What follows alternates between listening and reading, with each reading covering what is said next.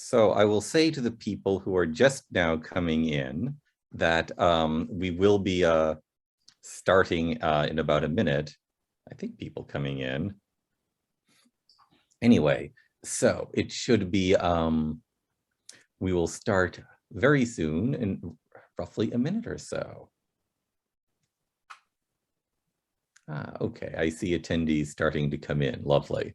All right, it's 1:30 p.m. I will start us off on the dot. Hello and welcome to the National Association of Scholars latest history webinar of our American history webinar series. This is on 1989, the fall of communism. And I am delighted to have with us three panelists. They are Stephan Kieninger, who is author of The Diplomacy of Détente, Cooperative Security Policies from Helmut Schmidt to George Schultz. He is also currently a Woodrow Wilson Center Fellow. Also, Elizabeth Spaulding, Senior Fellow at the Pepperdine University School of Public Policy, Vice Chairman of the Victims of Communism Memorial Foundation, and Founding Director of the Victims of Communism Museum. And finally, David Tubbs, Associate Professor of Politics at the King's College. They have a distinguished series of publications, which I am not going to list here, but they should be put into the chat button in a little bit so that you can see some of their publications. Now, format. We are going to have each of the speakers speak for 12 to 14 minutes. We then have a question and answer period, which will be a combination of questions submitted by you, the audience, and questions submitted by me, the moderator. They can also talk with one another, the panelists. If you have a question and it's not answered, then send it to me, and I will be glad to forward it to the panelists afterwards so that they have the option to answer at their leisure. Also, if you have to leave, don't worry, this is going to be recorded and you'll be able to listen to it at your leisure at the National Association of Scholars YouTube channel. And I think that's all of the mechanics. Professor Kieninger, Dr. Kieninger, may I ask if you would be so kind as to speak first? Yes, thank you so much for the invitation. I'm very glad to speak about the fall of communism in 1989. My talk is about first the factors for the demise of communism, and then second, I want to talk about the international consequences and the ramifications for the post-Cold War order. So first of all, let's discuss the reasons for 1989. First of all, I would say there is what we can call the Gorbachev factor, of course. Gorbachev's glasnost and perestroika were perhaps the #1 reason for the demise of communism, because they revealed that communism cannot survive transparency and reform and openness. And that was the purpose of Gorbachev's policy. So that's a key reason, I think. And also Gorbachev's acceptance of the right for the East Germans to determine their own future. When the wall came down, he let it happen. He did not intervene militarily. And in 1990, he even agreed to NATO membership for unified Germany, and that had been unthinkable before. So the Gorbachev factor is a key ingredient, I would say, for 1989. Second, there is protest and dissidence within the Warsaw Pact states as another factor, especially the rise of Solidarność in Poland in the 1980s. That had also not been possible before, and the Polish communists could not find a recipe to cope with Solidarność. So in 1989, there were half-free elections in Poland and a round table between the communists and between Solidarność, and that was a second major factor for the fall of communism in 1989. And third, I would say that dissidents and the Helsinki Final Act played a crucial role in the demise of Communism, the Helsinki Final Act put human rights on the international agenda of the Cold War, and it facilitated the emergence of a dissident movement in Central and Eastern Europe. And that was a tremendously important ingredient for 1989. Also, what the Helsinki Final Act did, it put freedom of movement on the international agenda. So freedom of movement, the expansion of societal contacts, communication on all societal levels. Western television had a huge impact. Western culture, music, rock and roll, Levi's, soft power was a crucial factor for the demise of communism. And then fourth, I would say that financial interdependence and Eastern European and Soviet debt was a crucial factor for the demise of communism. Because remember, the Warsaw Pact states had an overall Western debt in the amount of about $90 billion, which was a tremendous amount back at that time. And what the West Germans especially did was they provided money, they provided credit, but they insisted on the opening up of these communist systems. They insisted on gradual reforms in communism, and this was particularly evident in the inner German relationship, and this was a factor for the demise of communism in the GDR, certainly. Then a fifth factor is trust and leadership diplomacy. If you just recollect the importance of the Reagan-Gorbachev relationship, that was so crucial, and they managed to make good music together. They initiated sort of an upward spiral of trust. We had the INF Treaty, we had several summits, and this relationship produced tangible results. And this kind of trust was also there in 1989 when the war came down, and in 1990 there were long-established personal relationships between Bush and Gorbachev, Kohl, Gorbachev, Bush and Kohl. So this was a unique moment, and this kind of trust was there and facilitated a peaceful end of the Cold War and a peaceful exit of the Cold War. But there was no blueprint for the exit from the Cold War. There was a lot of uncertainty. Could Gorbachev remain in power? Could he continue with his reforms? So there was a confusing combination of new institutions, new norms, declining political authority, and this was a time of uncertainty. And this brings me to the second part of my presentation, and that is the emergence of the post-Cold War Order. So there was a lot of uncertainty. There was no big order building moment. There was a period of uncertainty and vagueness, and against this backdrop, Western policymakers opted for a cautious approach to change, for a conservative approach of change, with a lot of stability in it. So policymakers in the West believed that expanding the old Western institutions to the East would be the most feasible way out of the Cold War. And that included NATO's expansion and the European Union's enlargement. So we have that is the expansion of the Western liberal order to the East. Now, another question is, how did that change the standing of the United States in the international system? The United States had preeminence, were the only global power, but the question was, how would they use their unipolar moment?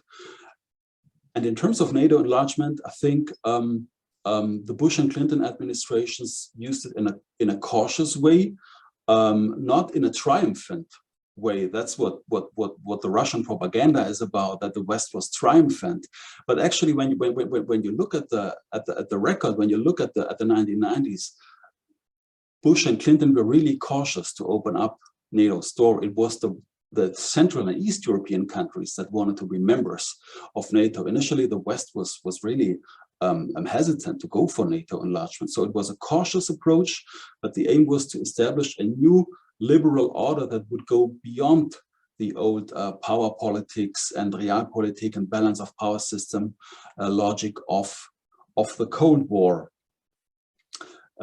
But the thing was, again, the West and Russia were not able to find a stable peace in the post-Cold War period. It was always a conditional peace, a precarious peace, an easy peace, and actually Europe was never really safe, right? If you take a look at the Balkan Wars, we had the Kosovo War, we had the war in Georgia in 2008, and now, yeah, we had the occupation of Crimea and Eastern Ukraine in 2014. Now we have Russia launching a full-scale invasion of Ukraine. So Europe is not safe. Actually, it has never been safe. One could argue in the post-Cold War period, and the former Warsaw Pact countries kind of anticipated that, and that's why they wanted to be members of NATO. They wanted to have the same sense of security as the old NATO allies. Why should Poland and the Czech Republic and Hungary and others live in a different notion, in a different environment of security? They wanted to have the same security as Poland, as France, as Great Britain, and that was the precondition also to establish an expanded European Union, right? The NATO expansion was a precondition to provide these countries security and economic prosperity. So this is not about Russia, right? This is about Central and Eastern Europe. These countries wanted security and prosperity, and this is important to remember. And this was not anti-Russian, by the way. It has nothing to do with Russia. So actually, there's no reason for Russia to hold a grievance against NATO, and NATO enlargement was actually never a threat for Russia, and Putin knows it, and this is important to keep in mind. And let me finally quote an interview by Anne Applebaum recently in The Atlantic. She said, I quote, "The expansion of NATO was the most successful, if not the only truly successful piece of American foreign policy of the last 30 years. We would be having this fight in East Germany right now if we hadn't done it." End of quote. So I hope this was useful in explaining the reasons for 1989 and explaining the emergence of the post-Cold War order, and hand the floor to Elizabeth next. Thank you. Thank you so much. Yes, Dr. Spaulding, please. Thank you, and thank you to the National Association of Scholars. I'm going to echo and complement some of what we've already heard, and I might repeat a little bit, but I'll try to keep that to a minimum.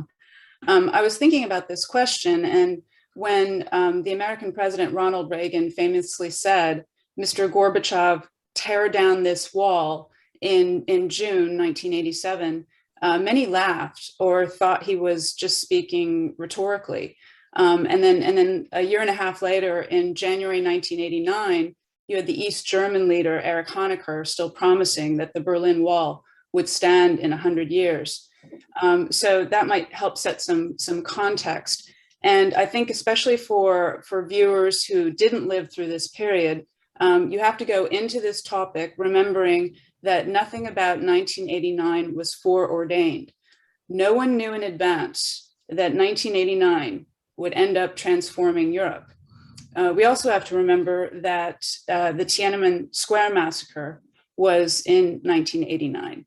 So 1989 is called a year of miracles in Europe, but it can really also be called a year of tears in China and the remaining captive nations under communism. I would like to talk about some of the internal and external factors that were really, I think, the most important to explaining 1989 in Europe. And some of that you've gotten the high level, which is very important, but I'm going to be down more in some of the smaller factors that sometimes get overlooked, but together they add up to helping to explain 1989. So first on internal factors, we have to remember that these were communist imposed regimes. So it's not as if the peoples of Eastern and Central Europe and the Baltic countries picked communism. And the people under communism, not the leaders, but the people under communism knew that it was based on lies. They knew that it was a flawed ism, that it created an illegitimate and unworkable regime. There was no equality, there was no liberty, there was no liberation. Communism was not classless. Communism did not even meet basic needs. So people for decades had to endure a system that was a one-party collectivist state that tried to stamp out individuals, families, intermediary institutions, such as churches and schools. It was trying to suppress national culture in most cases. And this was something that over time, people got fed up with. And so Alexander Solzhenitsyn, one of the most famous Russians and dissidents ever, he said when he was being ejected from the Soviet Union, live not by lies. And I think that this regime question, this communist imposed regime, shows how people just got okay, we're done with this in some way. Now they had to be able to be done with it practically, but they were done with it on the inside. Another big internal factor is that leadership change at the top of the Soviet Union, which we've already heard well phrased.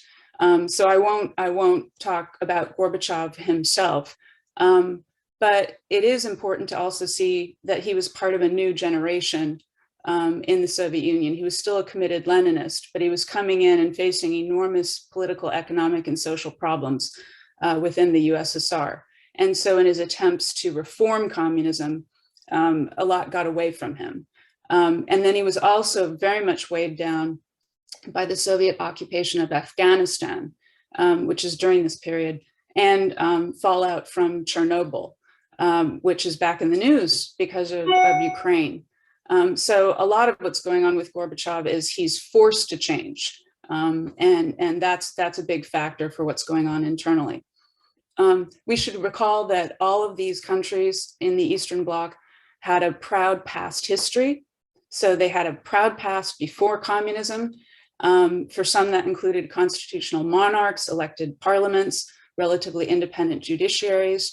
For all of them, it meant industries and agriculture, families and faith, culture and art. And so these countries were able to draw on their past, even as they were living under communism. All of them had been victimized by the twin tyrannies of Nazi fascism and then, of course, Soviet communism. So this is another important factor that after over 40 years of this, these countries said no more. Geography is another important factor. The 1989 countries were and are geographically located near each other for the most part. Proximity, technology, all of that helped them see and hear what was going on, as we've already heard. And so what happened in one country ended up helping or affecting the others. And so that's a very important thing to keep in mind. Maybe in the Q&A, we can talk about some more examples of that. Dissidents and civil society. This is a key internal factor, which you've already heard about.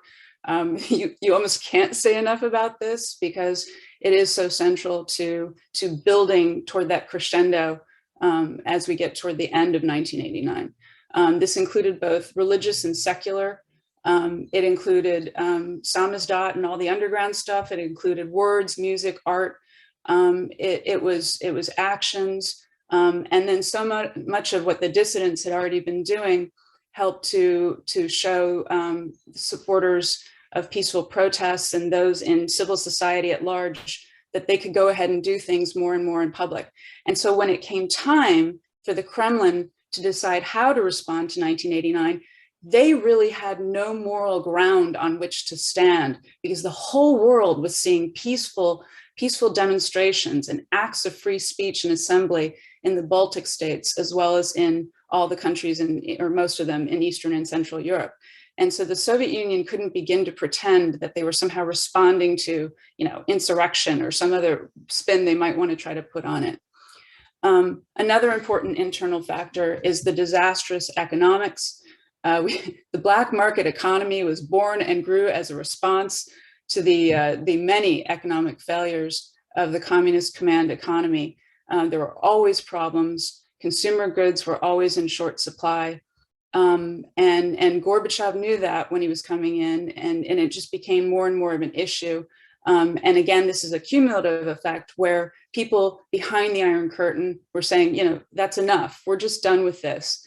So again, not a factor by itself, but a factor in combination. Another important internal factor is religion. And we can talk more about this in the Q&A too. Poland is perhaps the most well-known, vivid example. But over and over, you see examples of faith, of religion being important on the inside, behind the Iron Curtain, Bibles being smuggled in, the pastors becoming very important, especially in East Germany, leaving church doors open and giving sermons. So it's not just Poland, it's going on in the other countries, very important internal factor. And then I would say for another, and probably at this point, the final internal factor that I would accent is the human factor, and how communism didn't understand human nature, and it didn't understand that human beings, seek freedom and really are built for what we would call self-government. And you can see testimonies over and over again from people after 1989, where they talked about how economics was a factor, but actually what was more important to them was the spiritual, the political, the creative, everything else about being a human being, and that's why they wanted to be free. Then we move to a few important external factors. These are important on their own, and they're also, important in combination with some of the internal factors. So the United States is a key external factor, and you've got the overall and cumulative effects of decades of the United States strategy of containment. That's a big effect. And then you have the person of Ronald Reagan, a president who comes in and he's committed to and then reinvigorates containment in the 1980s to great effect. You can call it sort of a containment plus, in fact. And he goes at this strategy of peace through strength, but of all kinds, political, strategic, military, diplomatic, economic, cultural, moral, spiritual, all different components, and brings that against the Soviet Union. And he was, a lot of people who naysayed him thought he was simple and simplistic. They couldn't believe that he was calling the Soviet Union an evil empire in 1983, and before and after that too, and that he saw this as a winnable conflict of good versus evil, but as one that had to be fought. And a small little subpoint on that one, again, echoing what we've already heard, is more and more information was able to get through what the Soviets and the other communists were trying to jam. So Radio Free Europe and Radio Liberty are very important during this period, the Voice of America and others. Another external factor, although he comes out of the place, from Poland, is Pope John Paul II. He was, first of all, he was just himself. He was a major world religious leader who had resisted and survived the twin tyrannies of Nazism and communism. And then he wasn't quiet about it. He said, I intend to go home. I intend to visit my native land. And he kept insisting, and he wore down the Polish communists, and they let him go back to Poland. And his first pilgrimage there in 1979 was truly history making. And if you didn't live through this, you should go look up clips, because even over YouTube, it's quite electric and you can feel it. And we can talk more about that in the Q&A too. Another very important external factor are those Helsinki Accords. That's already been covered, so I'm just going to say yes, that's so important. And then I would say another external factor is the NATO alliance. And obviously that's connected to containment, but it really played its own special role in encouraging the revolutions of 1989. And some of that even grows out of the dual track decision of a decade before, and the NATO and US commitment overall, everybody working together for the deployment of the Euro missiles in 1983. So you had all these different factors going on. In terms of the other piece that we were asked to address, 1989 changed not only Europe, but also the world. And as a result, the American standing was enhanced even more.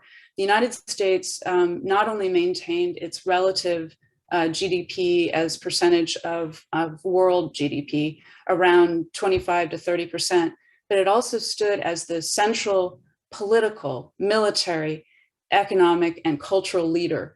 After 45 years, there were no longer two superpowers. America was the global superpower. And the late Charles Krauthammer, a wonderful political analyst and columnist, famously called this the unipolar moment for the United States. The United States did not take over countries. It didn't exploit peoples. It didn't even crow over its victory in the Cold War. And this was unprecedented in human history for a victor to act this way.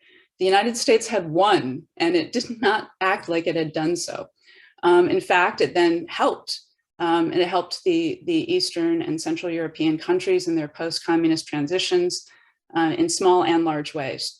And then in that 1989 to 1991 period, it became clear more and more that the Soviet Union really was a failing state, that it was collapsing internally due to problems of all kinds, rot of all kinds. And it was only a superpower because it had nuclear weapons and other military power, as well as natural resources. That said, though, the story could have been entirely different if not for Reagan's doctrine and strategy. And this really put the pressure on in a way that pinpointed what was going on inside the Soviet Union and accelerated the death process of communism, which could have kept going and going and going otherwise. I would argue that the unipolar moment in a way lasted for the Soviet threat didn't have to occupy US time, effort, and resources of all kinds. You're going from the Bush era, George Herbert Walker Bush 41, to the Clinton era. And the United States has the peace dividend and people, including within the government, like the late Secretary of State, Madeleine Albright, calling us the indispensable nation. And from a strategy point of view, I think the United States should have been thinking and looking more ahead. I think we can talk about that more during the Q&A. And some pointed out that the People's Republic of China was rising, but not enough people probably were thinking ahead to what the world could look like, running different scenarios. And really, the United States didn't wake up in some ways until after the terrorist attacks of 9/11. And I would close with, after the collapse of the Soviet Union and the end of the Cold War, there was no new name for world politics. Most just called it the post-Cold War era. And then it became the post-9/11 era. And we're really still in an extended moment where the United States is the primary power. But we are arriving now at this time when America cannot just stay put, rest on its past laurels and existing power and wherewithal. And it's really a moment for the United States to decide what's next and what standing it will have and what that means. And in that regard, we still have a lot to learn from 1989 as well. So thank you very much. Thank you so much. Professor Tubbs, if I may ask if you would speak. And I'm just going to say, I think a number of people have just started coming in now at 2, not having realized we shifted from 2 to 1:30. I'll just say to them, we did start at 1:30. We'll be going on to the Q&A in about 15 minutes. And however, I think we can have this work, do not worry. So Professor Tubbs. Thank you, David. So I'd like to also thank National Association of Scholars for putting this event on and inviting me to participate. I'd like to say at the outset that my willingness to participate in this event is based largely on personal experience, and my talk is not going to be a scholarly talk so much. It's going to be something of a memoir, and my focus is going to be on Russia and the former Soviet Union, because I spent most of 1989 in the former Soviet Union. I was very lucky after I earned my bachelor's degree to get a job working for a New York City travel company. So I was a tour manager for American tourists visiting the Soviet Union. This is often forgot, but when Gorbachev was leader for a period of a few years before the Soviet Union was dissolved in 1991, he strongly encouraged Westerners to visit the Soviet Union. So in 1989, there were just waves of American tourists going to the Soviet Union. Many going out of curiosity because of Gorbachev's international stature, but some people going to explore ancestral roots. Many American Jews, for example, going back to the Soviet Union. And for me, it was just a wonderful year. And I had been in the Soviet Union also in 1987, and I'll talk about this a little bit more. The contrast between 1987 and 1989 in the Soviet Union was breathtaking. I'm going to go into that with some details. I have, as a reference for the year of 1989, I have my travels throughout the Soviet Union, and very fortunately for me, I wasn't confined just to Russia. I was in Moscow, Leningrad, Kiev, Lviv, Georgia, Tbilisi, the city of Sochi, Chisinau in Moldova. Moving around so much was instructive in all kinds of ways. Every tour that I led with this travel company visited Moscow and Leningrad, and then we went to other cities as well. And it was interesting to see how things that were being discussed in Moscow and Leningrad were being discussed elsewhere in the Soviet Union. I want to put forward 4 points or 4 theses about 1989 with respect not just to the Soviet Union, but to communism in Eastern and Central Europe more generally. I might describe these, I suppose, as 4 theses about what took place in 1989. I'll state the theses first, and then I'll elaborate on them following this, and that will make up most of my talk today. The first thesis is as follows. The growth of freedom in 1989 in Central and Eastern Europe, including the Soviet Union, was real. And whenever we have doubts about the capacity of ordinary human beings to assert their freedom and challenge oppressive institutions, we should think back to 1989. It was really a remarkable year in so many respects. This assertion of freedom, assertion of basic rights that overwhelmingly large numbers of people started saying the state must respect these basic rights. Second, independent of the assertion of freedom, there were other things that were achieved in 1989, and some of them were very impressive. Happily, some of those achievements are still with us, and I'd like to, in a few minutes, enumerate some of those achievements that are still with us. Third thesis, notwithstanding the remarkable achievements of this year, notwithstanding the great achievement of throwing off the yoke of communism, the euphoria about the end of communism should have been tempered in some respects, for the very simple reason that, as we have learned, liberal democracy was not inevitable, and in my judgment, in retrospect, more people should have adopted a cautious tone. The celebratory spirit of 1989 is understandable. It was understandable as it was taking place, but as I'll explain later, there was a kind of euphoria leading to some unrealistic predictions about the inevitable march of liberal democracy throughout the world.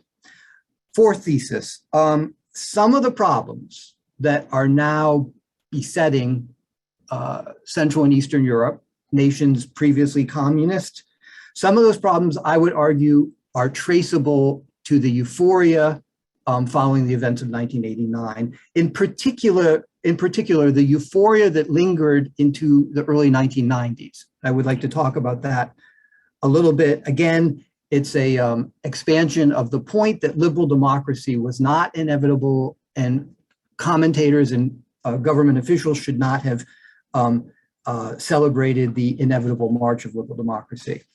So let me go back to the first thesis. Freedom in 1989, how exhilarating it was, how real it was. I just want to make a few observations here. I think in retrospect, because of all the problems that post-communist Russia has had from the standpoint of the West, it would be easy to regard Gorbachev as this pathetic leader who was desperately trying to save a system that had lost all credibility. And it may be true, as Stephan suggested, it may be true that the Soviet Union could not have been reformed. I'm not really sure about that. I think possibly what happened was the internal criticisms of Soviet history just overwhelmed the system, and it couldn't sustain itself because the system, by the time the early 1990s were reached, the system had lost tremendous credibility with many people living in the Soviet Union. But I would say that there really was something praiseworthy about Gorbachev's policy of glasnost, encouraging people to be more open about the shortcomings of Soviet society. And I saw this, as I was saying, in spectacular fashion in 1989, because the difference between 1989 and 1987, I also traveled extensively in the Soviet Union. The difference was incredible. It's almost as though there were two different countries. So Gorbachev's policy of glasnost really started to take effect in 1989. And that year, from spring until autumn, I saw things that I just could not believe were happening. So for example, early on that year was the first Congress of People's Deputies. This was an innovation that Gorbachev introduced into Soviet society, and it really was the first voice for people who were not affiliated with the Communist Party. Famously, the great dissident and physicist Andrei Sakharov, he took a leading role, a prominent role in the Congress of People's Deputies in that year, in 1989, before, sadly, his premature death at the end of 1989.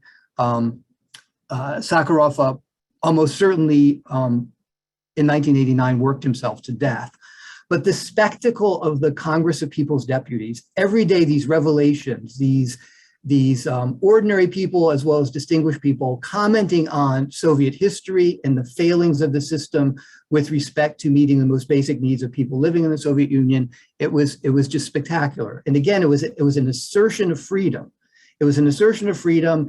Gorbachev did send the right message that it is necessary, as the 20th century draws to a close, to have a dynamic, critical society in which shortcomings are not covered up, but openly acknowledged and problems are addressed.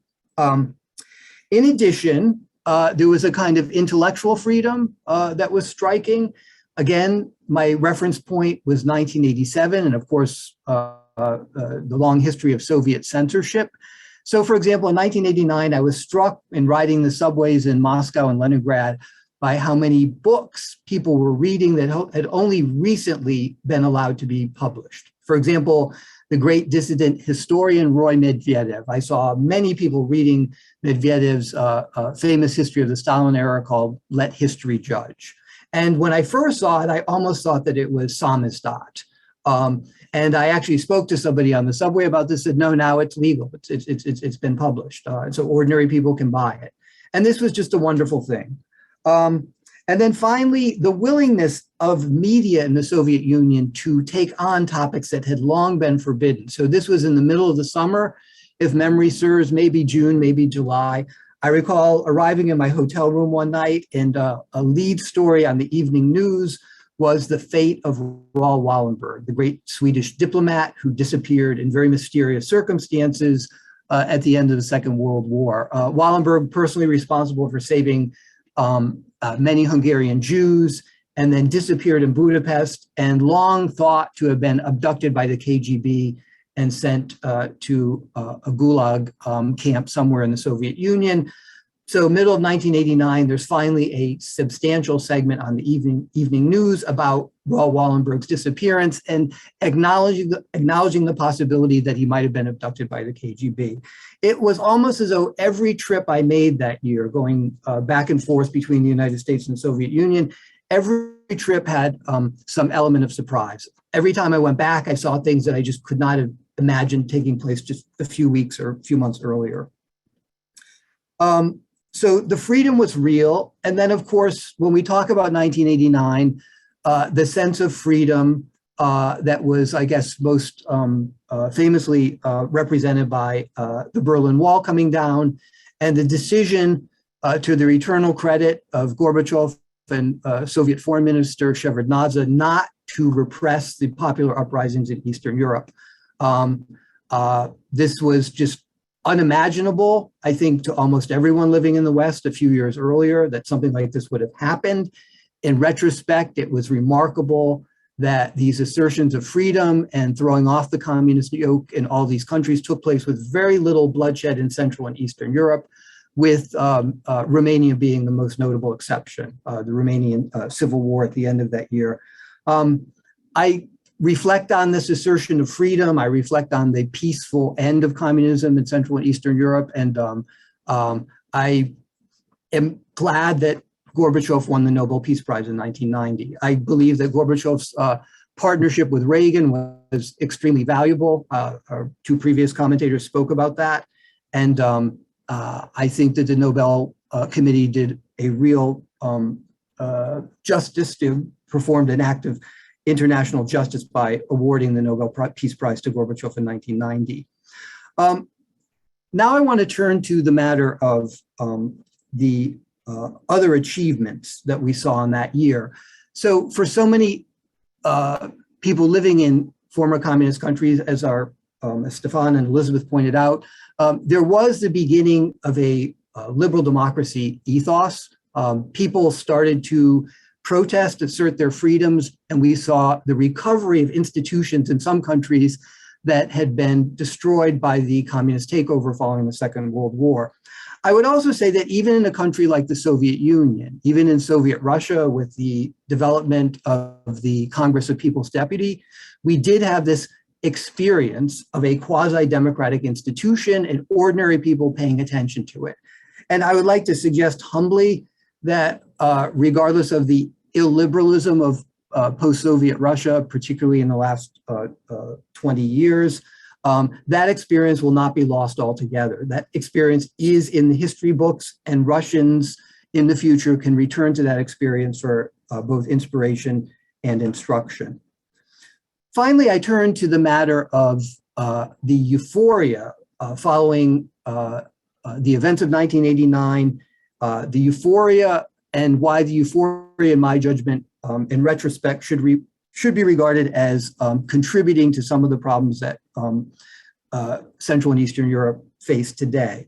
And what do I mean by the euphoria, the post-communist euphoria? I'm referring especially to this prediction made in the early 1990s, most famously associated with Professor Fukuyama, that we were at the end of history, the end of history.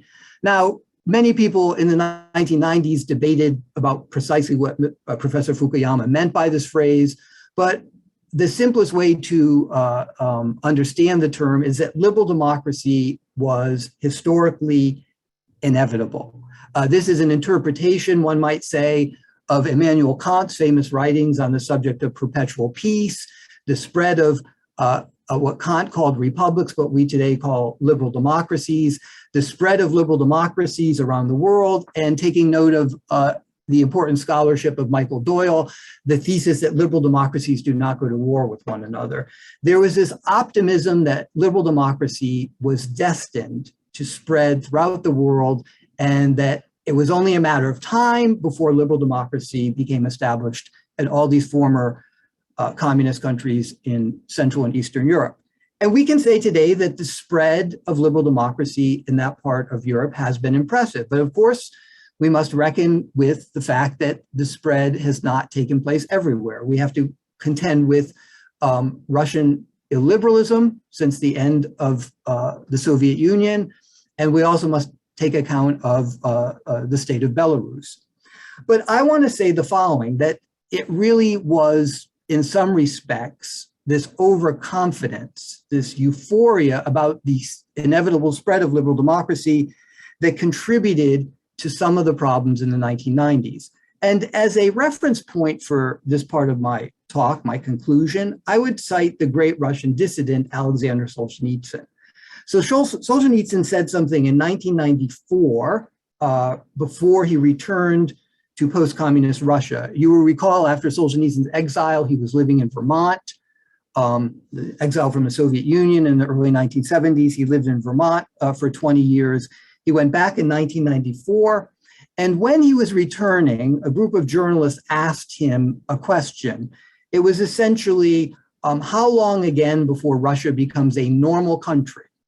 And he answered that question with his own question put to the journalist, which was, how many years was Russia communist? The answer, 75 years. So he said, for every 1 year that Russia was communist, it will take 2 years for Russia to recover.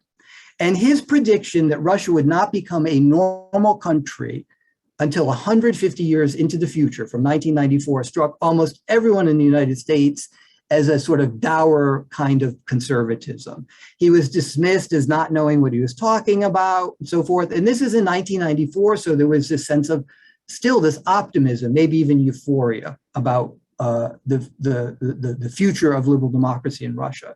But we should have been more cautious. Elizabeth pointed out that 1989 was also the year of Tiananmen Square, the crackdown there. And we should have realized that there were a lot of things that were conspiring to prevent the spread of liberal democracy in post-communist Russia. So I would just mention one factor that I think was very important, and it does contribute to some understanding of contemporary realities in Russia today. Russia was supposed to become a capitalist country in an accelerated period of time. Some of the audience may remember the phenomenon known as shock therapy. Russia was supposed to become capitalist in about 100 days, 3 months and 10 days, something like that. There was a massive privatization scheme. Of course, it led to great corruption and the emergence of the oligarch class in the 1990s, and tremendous instability. Very few Americans realize how great the economic depression in Russia was in the 1990s. If you think that this might be a little overstated, I would once again cite Solzhenitsyn, because when Solzhenitsyn went back to Russia in late 1994, he traveled all the way from the Asian part of Russia, from Vladivostok to Moscow. He took a train. The BBC made a wonderful documentary film of his journey back to Moscow from Vladivostok, and he stopped at many cities along the way.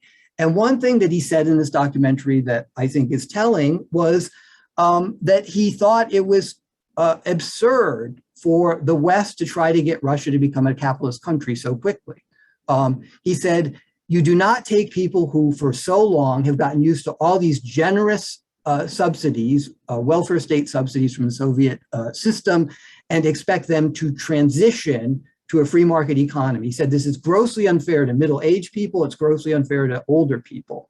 And he had real indignation in speaking this. And for me, it was illuminating to see Solzhenitsyn talk in this manner, because I had long assumed that his criticism of the Soviet system meant that he was favorably disposed to pretty much everything that the West would recommend in the post-communist era. But that was not the case. And my final point here is that the severe economic depression that Russia experienced in the 1990s, according to some estimates, the contraction of the GDP was 50% of the economy before the depression started.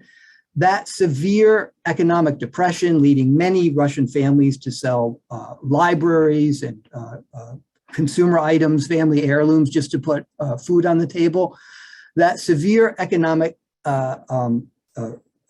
depression lasting into the beginning of the new century when Vladimir Putin became leader. Putin's capacity to stabilize the economy in the first decade of this century led many Russians to esteem him. led many Russians to esteem him. And this might strike us as curious or hyperbolic, but many Russians referred to Putin for his role in stabilizing Russia after that tumultuous decade of the 1990s. Many Russians refer to Putin as the savior. The Russian word is spasito, because of what he did to stabilize the economy, introduce policies that led to a small but growing middle class, and to essentially allow people, once the price of oil went up, to have a more comfortable and stable middle class existence. I mention this simply because, of course, when we reflect on 1989, we have to take account of current realities. The war between Russia and Ukraine is a source of much sadness to me personally, as somebody who spent so much time in both countries. But I do want to point out that we in the West have to take account of Putin's popularity for the 20 years he's been leader. His public approval rating, according to reliable sources, has never dipped below 52%. And that, I would argue, has something to do with the instability of Russia in the 1990s, an instability that I attribute in part to the euphoria, the unwarranted euphoria about the end of communism and the supposedly inevitable triumph of liberal democracy. So I will conclude there and look forward to our conversation and questions from the audience. Thanks very much. Thank you so much. And I'm going to say to the audience, some of you will have actually gone on at 2 p.m. rather than 1:30. The time was shifted from 2 to 1:30. I apologize if not all of you got that. So one, you'll be able to see all this on our YouTube channel, of course, it's being recorded. Two, the questions start now as we go on through 3 o'clock. And 3, I'll just say briefly, this is Professors or Doctors Stephan Kieninger, Elizabeth Spalding, and David Tubbs, who are our 3 fine panelists. You should put questions into the chat or the Q&A buttons. And I am going to, start with a question about, I suppose, location for 1989.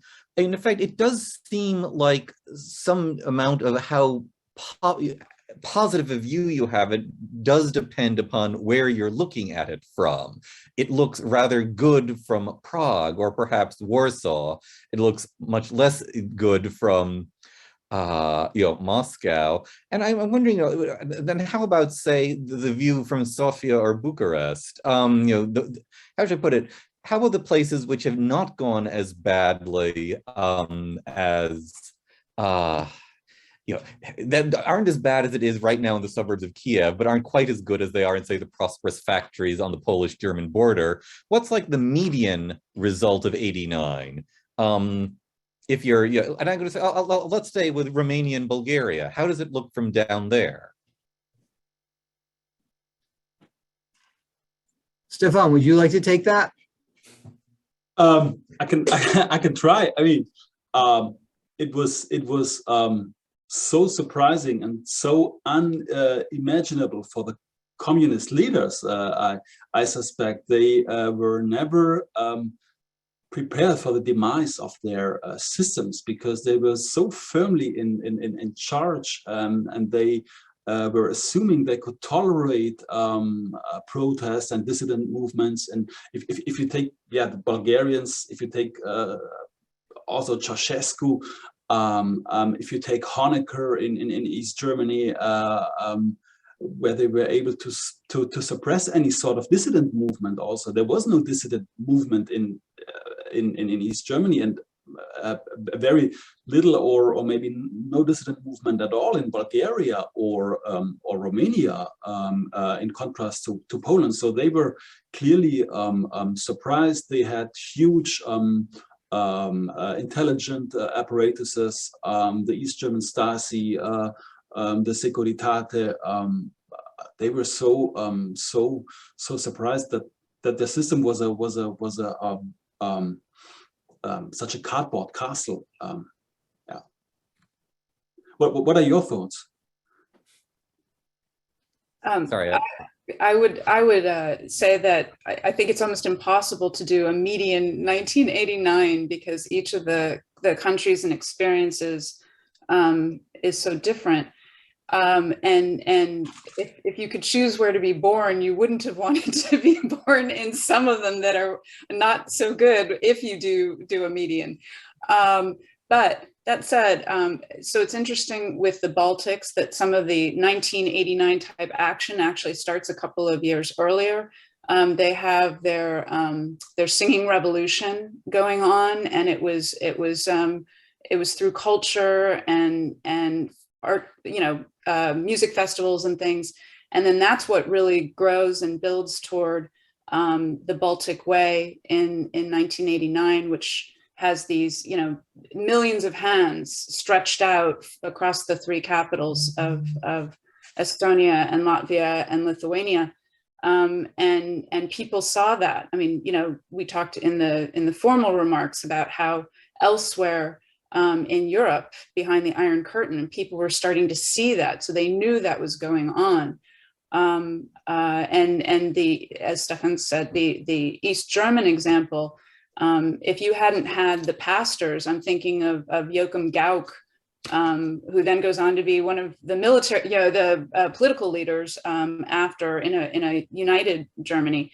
But he was, just by giving sermons, just by first speaking to the people who could come from just his own church, but then people would, they'd journey to go listen to him, and then they'd go back and spread it around at their own churches.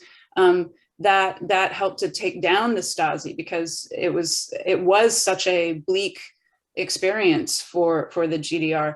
And I mean, they didn't even intend to let the wall open. You probably have an insider story. Do you have family? I mean, I want to know if you have some inside stories on this, because I always find that fascinating to read, that it was almost a bureaucratic error, right? That it was. So go ahead, say that one. Do you have more on that? No. I don't have inside stories. No news stories, unfortunately. Okay, but it was one of these things where, although in the summer, the governments of East Germany and Hungary had started to communicate some of the fencing in other places were coming down in the summer of 1989. You were starting to have these freedom trains of East Germans going through Czechoslovakia and East Germans going through Hungary, to get around, because you think of the map. We should have a map for this part of the discussion so people can see where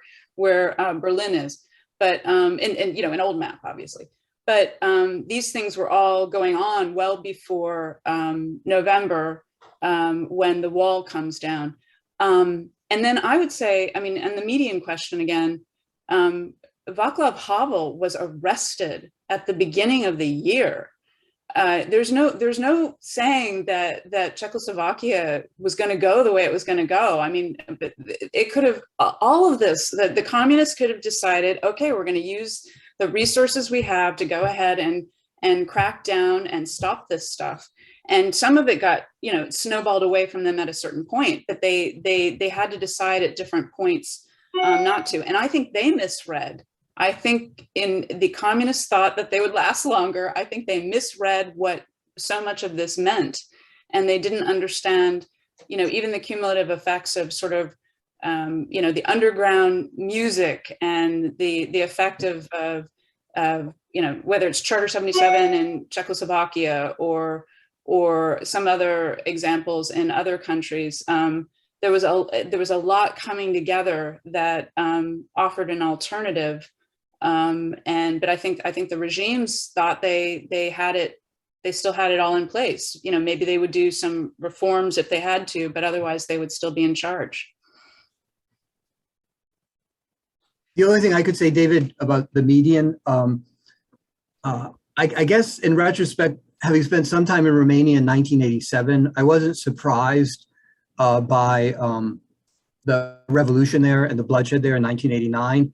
For the following reason, I did not, in traveling throughout the Soviet Union in 1987 and in a few other communist states in Eastern and Central Europe that same year, I did not see a real personality cult in any state except Romania. And it was it was creepy. All these country roads driving through the Carpathian Mountains, relatively small towns, medium-sized towns. We were far away from Bucharest, but every 100 yards on the road, there was a sign proclaiming the glory of Nicolae Ceausescu, beloved leader of the Romanian people. And the standard of living was a source of great sadness for me passing through there. I think probably the standard of living was as low as any other country in the communist orbit, maybe even rivaling Albania for that matter.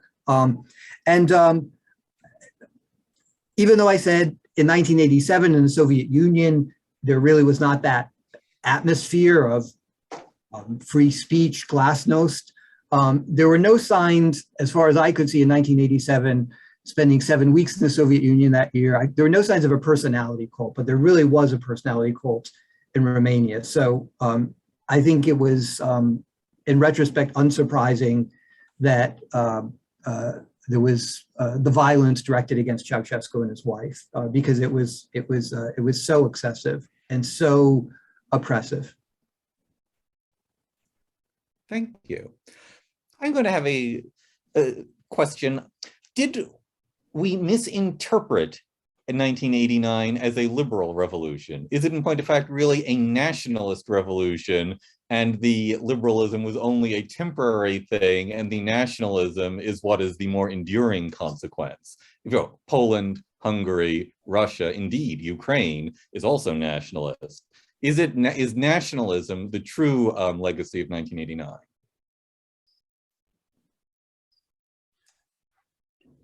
I would say it's part of the legacy of 1989, but I don't think that it's an either or.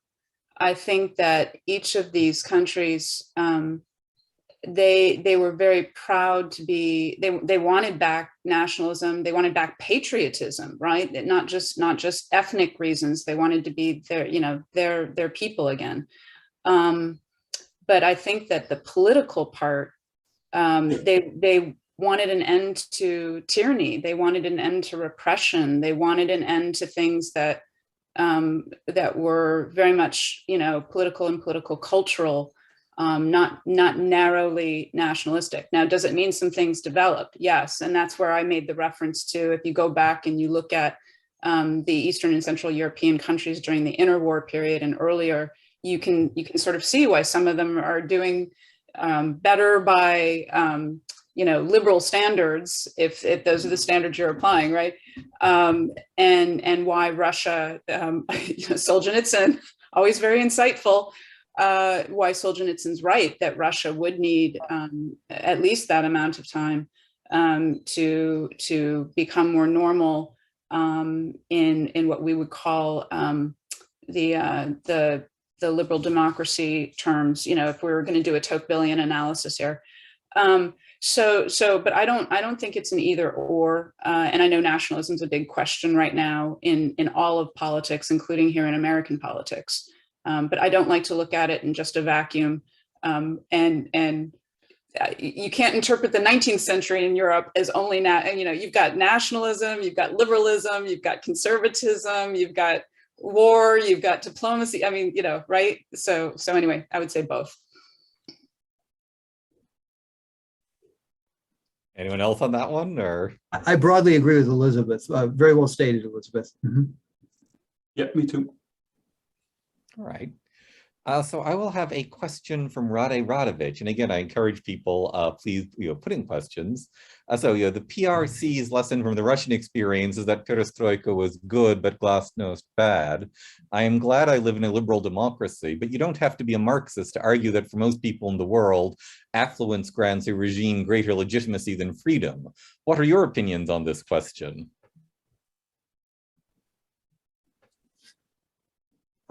I often say to my students that if I had to live somewhere other than the United States, the most important criterion for me would not be standard of living, it would be political stability.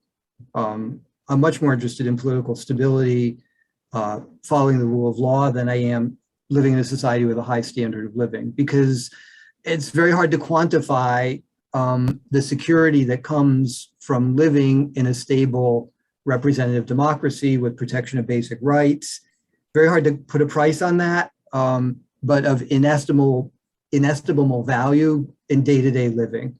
Just waking up day after day and being reasonably certain that there are not going to be any grand or terrifying surprises in the political realm. And so I know some people might say that the legitimacy of many states is tied up with the level of affluence there. That might be true, but I do think a lot of people, if they reflected on this, they might, if the question were framed to them in that way, they might say, well, political stability and following the rule of law is significantly more important than having a high standard of living. That's the high standard of living can be taken away if you don't have the rule of law, which has happened time and again in history.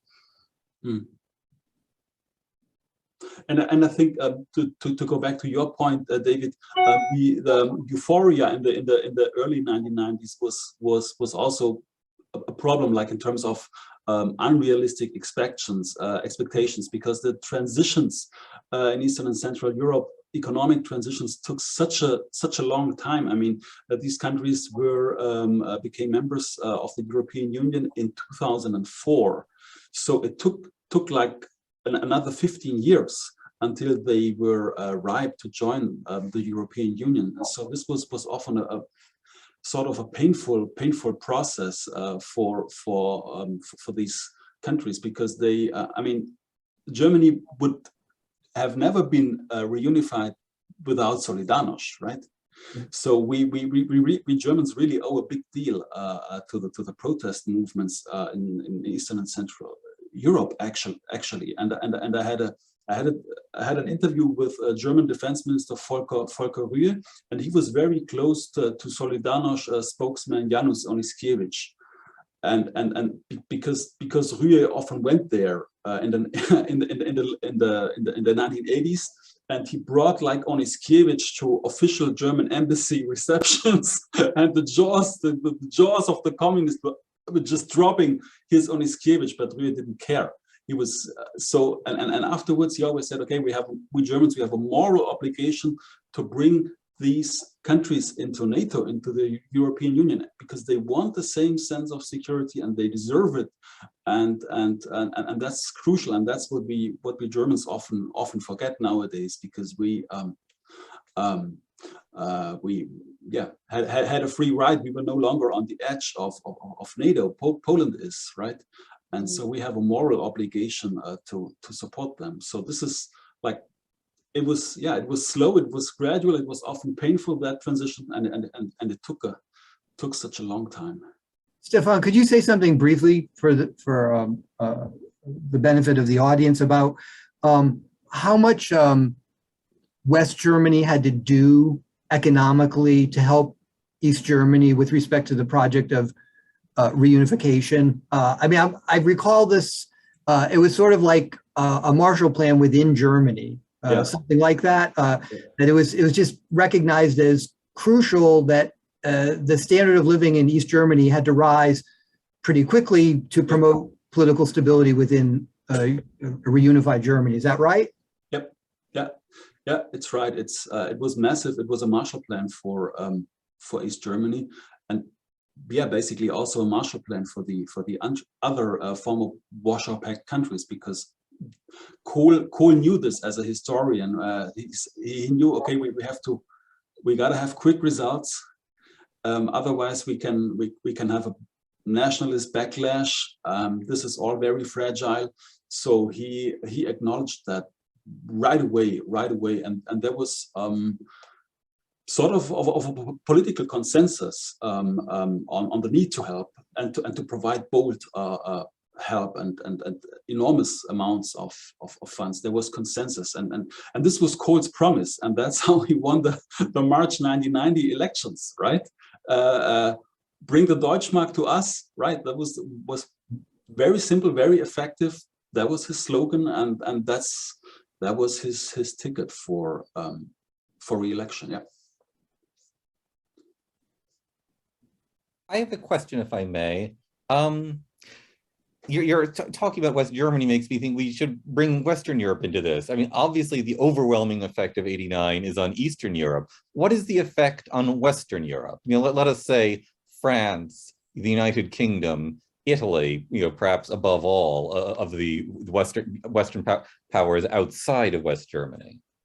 And I guess, you know, economic, strategic, spiritual, intellectual. I mean, let you know, make that a sort of a broad-based question. Yeah, the Western allies were not enthusiastic about Germany's unification. Margaret Thatcher, François Mitterrand were not enthusiastic. The Italians neither, and there was a lot of course, jealousy, envy. How can Germany be reunified after Nazism and after the horrors of the past? How can that be? Who are the Germans? How can we contain and integrate them? That was an ongoing discussion, and German policymakers were really aware of it, absolutely, and they didn't dance on the wall. Bush did neither. They were not triumphant. They were modest in the way that they did not brag about unification. They emphasized the responsibilities and also the burden and the moral obligations. And but it was not easy for the Germans to to be partners and leaders, or to be leaders and to be modest leaders at the same time. It was. But I think we were pretty lucky to have Helmut Kohl as chancellor, because he dared to go for unification. He was facilitating and spurring the process, but he was also able to integrate Germany in an enlarged European Union, in an enlarged NATO, and so we were very lucky to have him as our chancellor for such a long time. I would agree with that. And I think this also points to the importance of time, which Stephan and David are both talking about. What if there had been some sort of deadline, like, you know, this must happen for this country at this point. This has to happen for unification. There was no deadline. There were people from Western Europe and also from the United States who were going in from both governments and from the private sector to help in the formerly communist countries. And some of it didn't take, but some of it was, hey, okay, here's how you do a constitution in a free country. Here's how you do education in a free country. Here's how you, on and on and on like that. And if all of it had to have been done within just a matter of months or brief years, I think it would have been disastrous. And everything hasn't been perfect, but this notion of time, and you think back on it, and it wasn't, there was a sense of letting it unfold. And I think that the leaders in the countries outside the former Iron Curtain, Kohl obviously, but Bush 41 sometimes doesn't get the credit he deserves on some of this, and others, and some of them from among the Europeans doing this even when they were thinking, we don't, you know, we're hoping German history won't repeat itself. We want to move forward, right, with a good unified Germany. Yep. I don't have too much to add, David. I would say, I think Elizabeth is correct. There was some sense in the part of former communist countries that this was going to take a while. I am nonetheless perplexed by, as I was saying in my talk, about why it seems the United States and perhaps some other West European democracies saw this urgency about moving Russia towards capitalism so rapidly. I still don't understand it fully. I just believe that in retrospect, it was ill-advised. I said this on the basis, I say this on the basis not only of my travels there in 1989, but many subsequent trips there. And just a sense on the part precisely those people that Solzhenitsyn referred to in 1994 when he went back to Russia, that the transition to a dynamic economy would be very hard for middle-aged people and older people who had gotten used to all these state subsidies from the Soviet Union, and even the first few years after the dissolution of the Soviet Union. That sense of urgency that Russia must become capitalist in 100 days, shock therapy. I look back on it and I just say, like, what was the West thinking? That just was not, in my judgment, wise policy. So anyway, those are my thoughts on this. The open-endedness of it, I see it in the sense that there were programs that were started and kept running for a long time.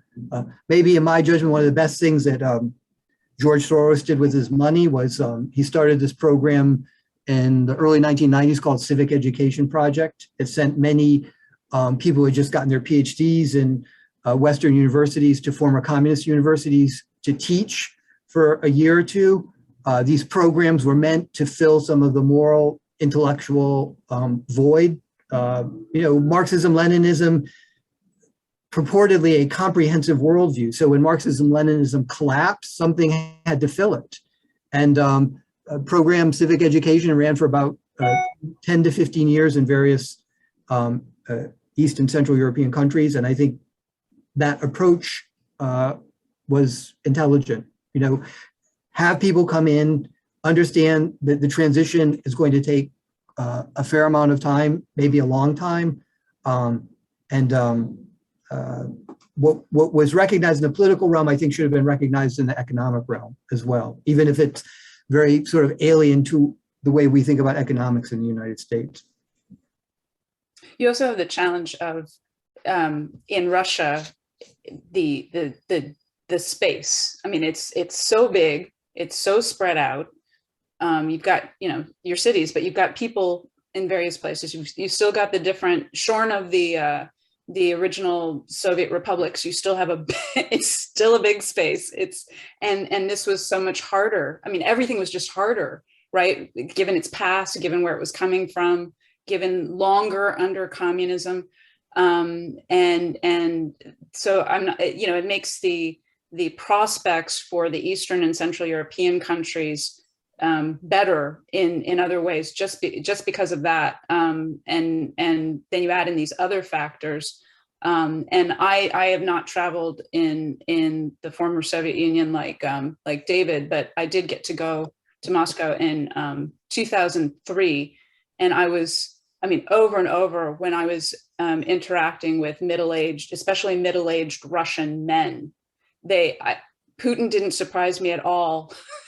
Because these were men who were sitting there, it sounds stereotypical, drinking their vodka and lamenting the passage of time, but not like, the glory days of high school. Instead, it was the glory days of when they had important jobs in the party and now they didn't. And when they had the great apartment and maybe 1 out of 3 had held on to the better apartment and now they were down a few floors. I mean, it was this kind of unhappiness and wanting something different, and meeting a couple of their children who were usually university age, the ones that I was interacting with. And they would say, can you get me a visa? Can you get me out of here? And just, they felt like they were being consigned to a similar future if they couldn't actually leave Russia. And I've never felt that in every other, you can feel that sometimes from some people in some of the other countries that were behind the Iron Curtain, but this was its own category. And that was 2003. Thank you. I'm going to have a question for Chance Layton. What happened to the security services that, I assume, disbanded with full independence from the Warsaw Pact and the Soviets? I guess, we know that the Russian one has certain continuities with the current government, but what about the security services in the other countries? So Stephan or Elizabeth, do you want to take that? Stephan, have you done some comparative research on that, or at least the German experience? I can give it a try. I've not done a lot of research on that, but a couple of people from these former security services managed to make careers in banking and elsewhere. And one remarkable example is a guy called, I think his name is Matthias Warnke. He used to be a Stasi captain, and he's now former Chancellor Gerhard Schröder's closest Russia advisor. And it's a particularly depictable figure because he managed to make that transition. He worked for Deutsche Bank in St. Petersburg, and that's where he met Putin in the early 1990s. So what Warnke did, he used his former KGB and Stasi networks to open up business contacts for Deutsche Bank and for especially for Commerzbank in St. Petersburg, and that's where he met Putin. And so this connection is there for 30 years. So he managed to have a swift transition from being a Stasi captain to turning into a Commerzbank banker in St. Petersburg, and he used to have a decisive position in this Nord Stream Gazprom network for about, I don't know, 25 years. And I'm not sure whether this guy is sanctioned now or not, but he was. So I'm not. I mean, it's an especially drastic example, but I think there are more people like that, especially in East Germany, who use their contacts and their networks for business purposes. Yeah. I would just what are your thoughts? I would just make a more general point that it's interesting that even though the communists end up killing, millions and millions and imprisoning and otherwise repressing many, many millions more in the European experience, there's been no equivalent of a Nuremberg trial. And so I'm not, there's some things that didn't happen in the 90s that if you look back on it, you're kind of surprised, huh? So David's talked about a couple of them that surprise him, but this one always surprises me because you had a rich criticism of communism on human rights grounds that then, especially with the Helsinki Accords, took off, and you've got all these different Helsinki monitoring groups and whatnot. And just that nobody kept going. I've heard individuals say, yes, I called for something like that. We at the Victims of Communism Memorial Foundation always talk about how we would like to have something like that to go after the worst of the worst. But it never happened, even though you're talking about in so many countries behind the Iron Curtain. I've seen varying percentages, but huge percentages of the people of each of those countries was under surveillance at minimum, or otherwise repressed and affected and even sent off to deported or sent to a gulag or gulag equivalent by these security services. And yet there's been no justice in a way. I agree. There was some talk during Perestroika and Glasnost about the possibility of bringing some of the surviving members of the Stalinist leadership. Some of them were quite elderly at the time, bringing them to justice, and it just didn't happen. I do recall at some point after Solzhenitsyn was back in Russia in the mid-1990s, I think this was in this BBC documentary that I mentioned. He just said, it's not going to happen. He said, it's awful. It's not going to happen. It really should have happened. It should have happened when Khrushchev was the leader. Khrushchev didn't go quite that far, but I think Solzhenitsyn had some hope in the late 50s and early 60s that there might be something like that. But it didn't happen. And even the second opportunity that the Soviet Union had under Gorbachev's perestroika didn't materialize, alas. Thank you. So I know that Professor Tubbs has to go, march off at very shortly for a 3 o'clock or so class.